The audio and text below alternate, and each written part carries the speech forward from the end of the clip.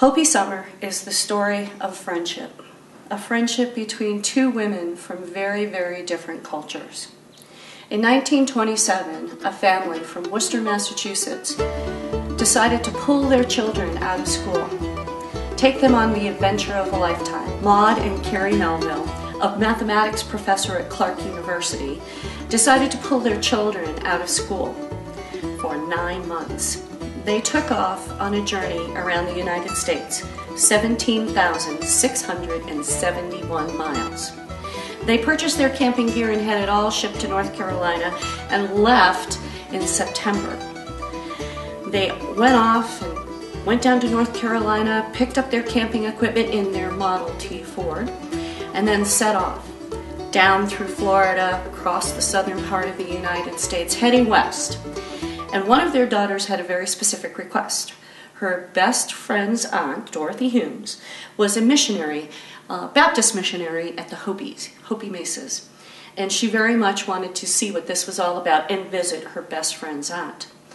So as they traveled toward the Grand Canyon, they decided to make a stop at the Hopi Mesas.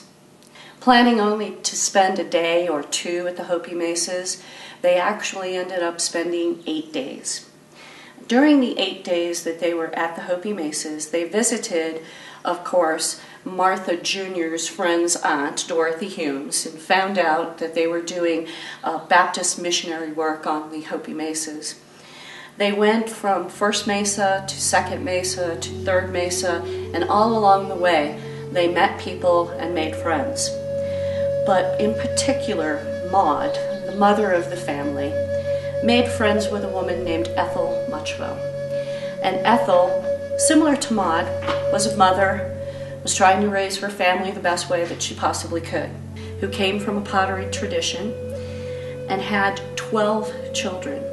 But her husband, Wilfred, had tuberculosis, and over time, all but one of her 12 children died.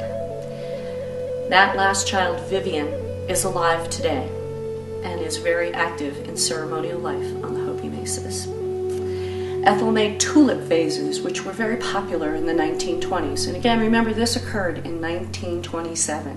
There were no roads, there were paths in the desert, and the Melvilles followed these paths in the desert to their destinations. In Walpi, Second Mesa, Third Mesa, Oribe, Bakavi, those names that are very familiar to us today, were strange and unusual places.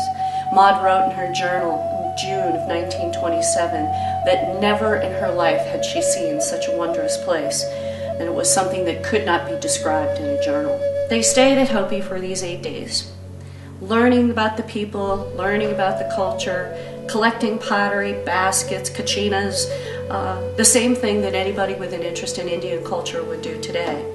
But over those 8 days, Maud and Ethel formed a friendship that would last a lifetime.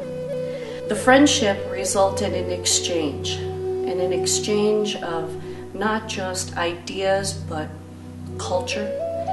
And it also gave the women what they needed within their lives. Ethel, the sole supporter of her family, needed an outlet, needed a way to sell pottery, to sell the baskets, to sell the kachinas that supported her family.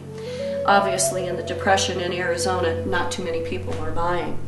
However, Maud, in her turn, needed some way to gain her own stature as the wife of a professor at a prestigious university like Clark. And the way that Maud accomplished that was by showing her collection to the people of Worcester, Massachusetts, lecturing on Hopi culture, and telling them about the wondrous things that she had seen while she was on the Hopi Mesas. In 1927, she wrote in her journal, in June of 27, she wrote in her journal, "Never have I seen such a place, filled with thrills that cannot be put into words," paraphrased. However, the correspondence between these two women, again, occurred over decades. Maud would tell her about her latest speaking engagement, we imagine, because none of Maud's letters exist. Ethel would get those letters, and as paper was very rare on the Hopi reservations in the 1920s and 30s, it's all gone. used as fire starters to wrap pottery, we don't know, but they are gone. The letters from Ethel to Maud tell of what went on up at Hopi. Quarantines, tuberculosis, influenzas, smallpox, measles, all of the terrible things that afflicted the Hopis in the 1920s and 30s. And of course, the loss of life of many of her children as they were friends through those decades. Maud would tell her, "Send me pottery." Ethel would carefully craft it and create it, pack it, send it to Worcester. Maud would receive the packages and send Ethel money. And then, of course, there were always a coat or a pair of socks or something that would be very difficult for the Hopis to get in the 1920s and 30s. Maud would take these things that Ethel would send to her, pottery, kachinas, baskets. She turned those into her very own collection. And she would then go out into the Worcester community and offer lectures to people about the wild Hopi Indians back in the western United States. It became a curiosity, but again, it also gave Maud the stature that she needed within her own community to have her own niche, to be able to tell these stories to others. And this wonderful collection of Hopi pottery ended up residing in this very small town, well, at that time a very small town, in the middle of central Massachusetts. This story was originally told in a book called Hopis, Tewas, and the American Road.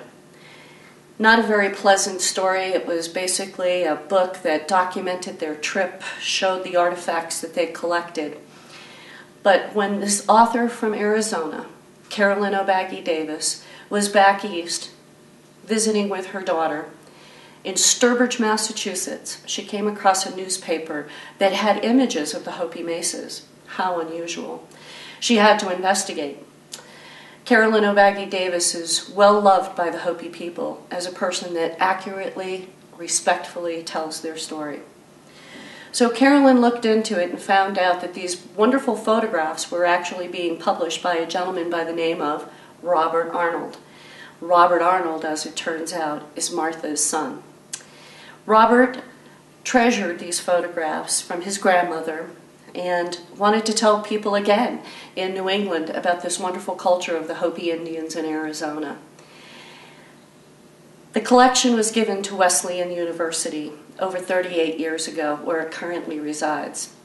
Wesleyan does not have a museum and is not able to allow anyone to borrow their collection, which is unfortunate for us.